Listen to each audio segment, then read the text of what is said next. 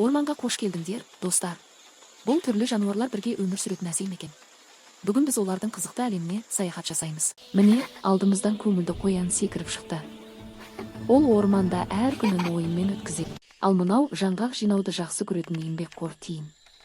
Ол әрқашан бір нәрсені зерттеп жүреді. Орман ішінен үлкен, бірақ өте мейірімді ау шықты. Ол жануарларды қорғап, тыныштық сақтап жүреді. Алаңқайда бұлан мен кішкентай керіп бірге жапырақ теріп тұр. Жануарлардың достығы қандай керемет, иә. Аспанда түрлі түсті құстар қалықтап ұшады. Олар орманға әндермен көріп береді. Ал мына сұлу түлкі бізге күлімдеп тұр. Ол ақылды әрі сақ жануар. Мұнда тасбақа мен кірпі жаймен келе жатыр. Олар асықпайтын, бірақ өте шыдамды достар. Өзен жағасында балықтар секіріп, бүгіндер салқын судан ішіп жатыр. Табиғаттың тыныштығы қандай әдемі.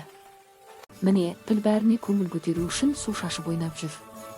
Орманда әр жануардың өз қызығы бар. Енді барлық жануарлар үлкен алаңға жиналды. Олар бірге ойнап, қуанып, достықтың күшін көрсетіп тұр. Орман биіктен қарағанда бұрынғыдан да ғажап көрінеді. Табиғат бәріміздің ортақ үйіміз. Күн батып, орман тынышталып келеді. Жануарлар да демалысқа дайындалуда. Туған табиғатты сүйейік, қорғап жүрейік, достар. Орман достары сіздермен болды. Келесі кездескенше